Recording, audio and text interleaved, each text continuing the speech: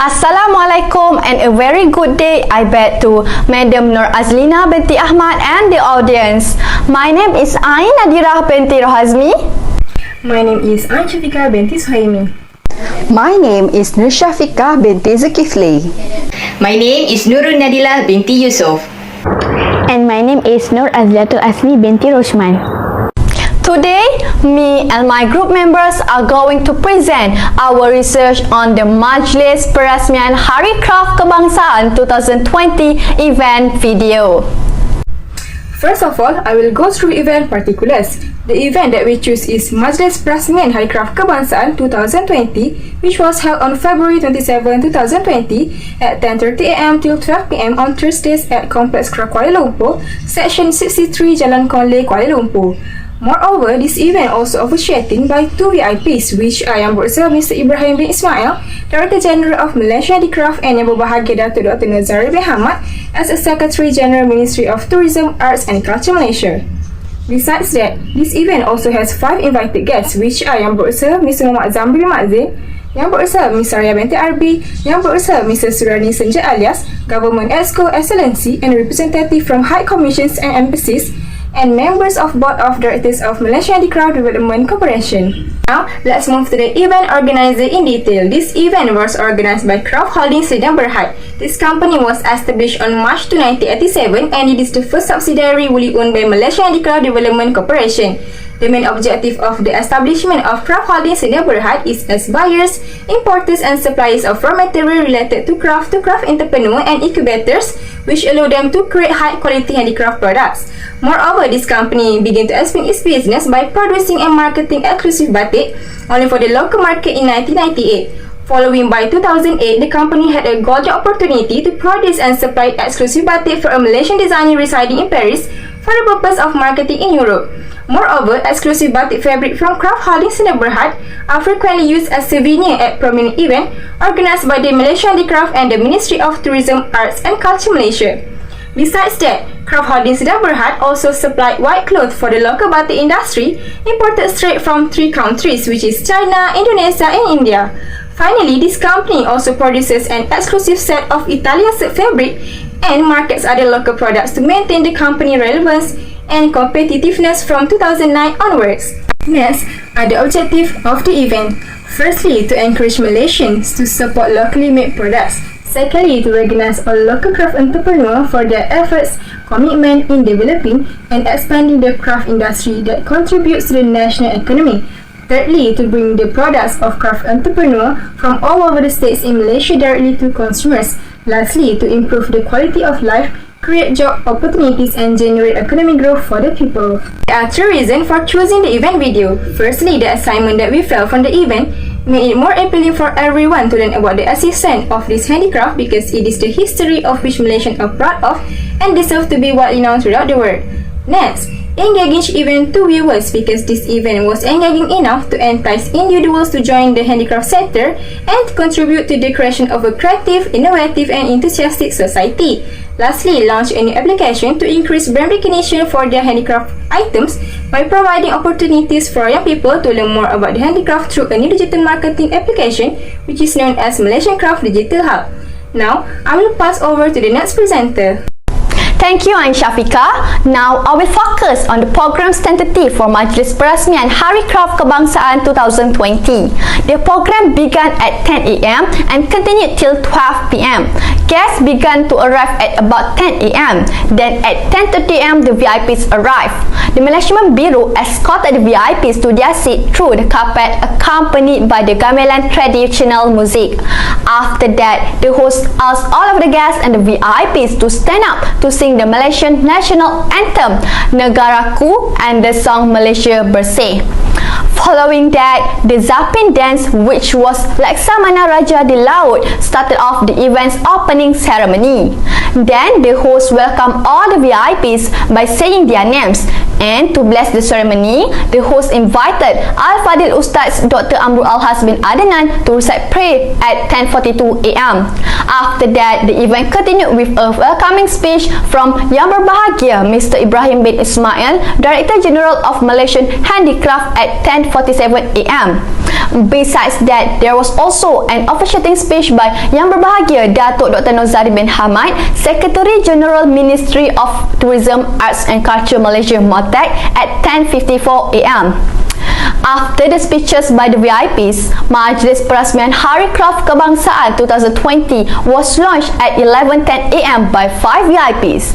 Yang Berbahagia Datuk Dr. Nozari bin Hamad, Secretary General Ministry of Tourism, Arts and Culture Malaysia, MOTAC started the ceremony, followed by Yang Berusaha Mr. Muhammad Zamri bin Mazin, Deputy Secretary General Tourism, Ministry of Tourism, Arts and Culture Malaysia MOTAC, Yang Berusaha Miss Saraya binti Arbi, Deputy Secretary General Culture, Ministry of Tourism, Arts and Culture Malaysia MOTAC, then Yang Berusaha Mrs. Suryani Senja alias Chairperson Board of Directors of Malaysian Handicraft, and lastly Yang Berusaha Mr. Ibrahim bin Ismail, Director General of Malaysian Handicraft. To officiate the event, Yang Berbahagia Datuk Dr. Nozari bin Hamad put his hand on the smart table to activate the screen. Then the music began as a signal that the activation was successful. After the launching for Majlis Perasmian Hari Kraft Kebangsaan 2020, a video showing introducing Young Craft Entrepreneur 2020 was shown at 11:50 a.m. followed by the award ceremony to the winner of the Young Craft Entrepreneur Award 2020. Besides that, at 11:90 a.m. there was also a video show introducing the National Craft Figure Award 2020 as well as an award ceremony to the winner of National Craft Figure Award 2020. Then the host thanked the VIPs for delivering the gift to the winners. After all the VIPs were seated, the Multimedia Malaysian Craft Digital Hub began the video presentation, which is about a new digital marketing application to all guests at 11:24 a.m. At the end of the event, there was entertainment for the closing ceremony by artis tari Istana Budaya and also a performance of the Visit Malaysia Year 2020 song at 11:26 a.m. At 11:35 a.m., all guests and VIPs went on a short tour at the exhibition site. Lastly, about 12 p.m., people started to dismiss. Let's now turn to the profile of VIPs officiating the event, which Yang Berbahagia Datuk Dr. Nozari bin Hamad. He has been Secretary General Ministry of Tourism, Arts and Culture Malaysia MOTAC since December 16, 2019 until now. He also has a doctorate in Doctor of Philosophy of Economic Development and Policy of Kobe University in Japan. Additionally, he also has a Japanese certificate from the Tokyo Gaikukugo Daigaku in Tokyo, Japan. He is the most important person in the event because he officiated the opening ceremony. Next was Yang Berusaha Mr. Muhammad Zamri bin Mazin. He has been Deputy Secretary General Tourism, Ministry of Tourism, Arts and Culture Malaysia MOTAC starting from December 16, 2019 until now. After that was Yang Berusaha Miss Saraya binti Arbi. She is a Deputy Secretary General Culture, Ministry of Tourism, Arts and Culture Malaysia MOTAC. She has been at her current job since November 1, 2018 until now.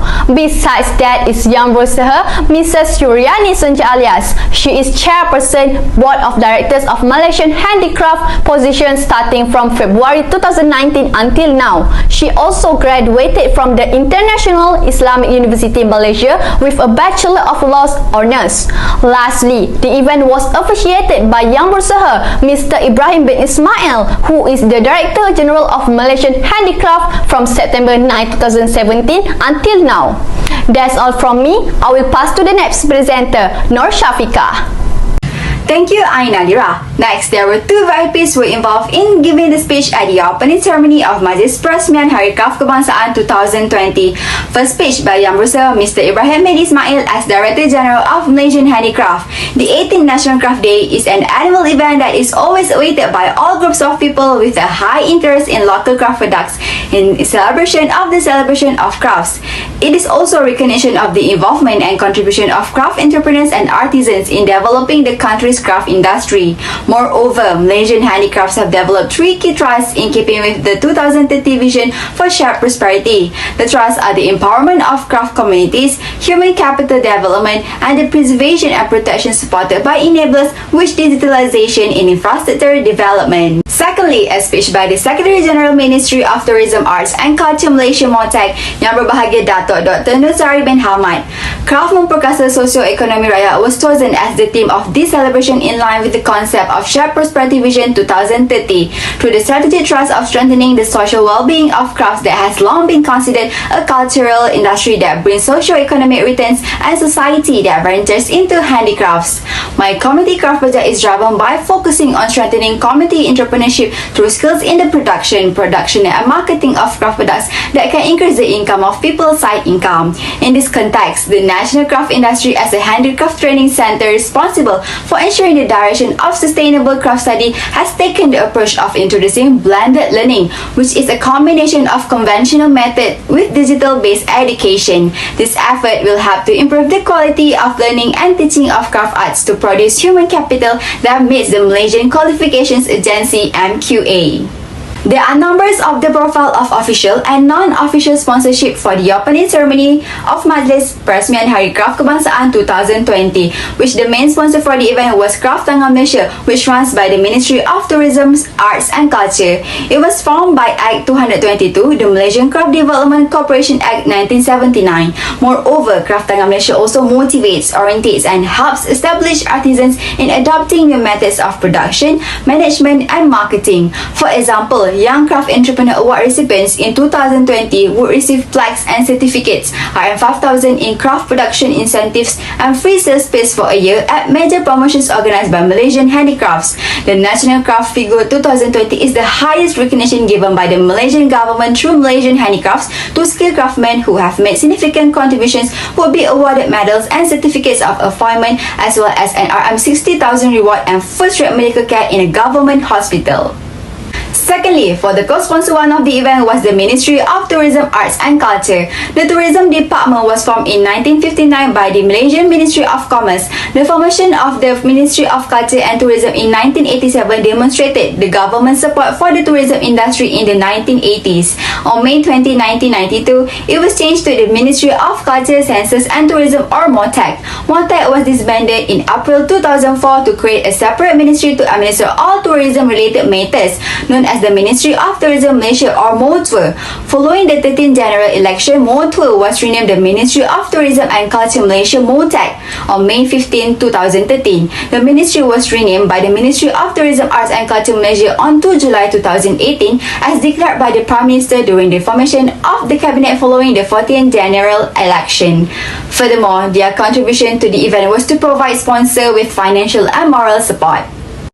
Lastly, for the co-sponsor 2 of the event was by Malaysia Truly Asia. Visit Malaysia Year 2020, which is called Visit Truly Asia Malaysia, is the 5th Visit Malaysia Year since 1990 that will be celebrated with increased zeal and passion as we reflect on the nation's triumphs and problems. The multicolored logo for Visit Malaysia Year 2020 not only depicts the richness of Malaysia's flora and fauna, but also cultural variety with the iconic rhinoceros hornbill, our national flower, the red hibiscus, and wild ferns. Besides that, Visit Truly Asia was one of the campaigns that will assist the Handicraft Day in making this event more meaningful and well-known among Malaysians and tourists. The primary focus of this campaign will be ecotourism, art and culture.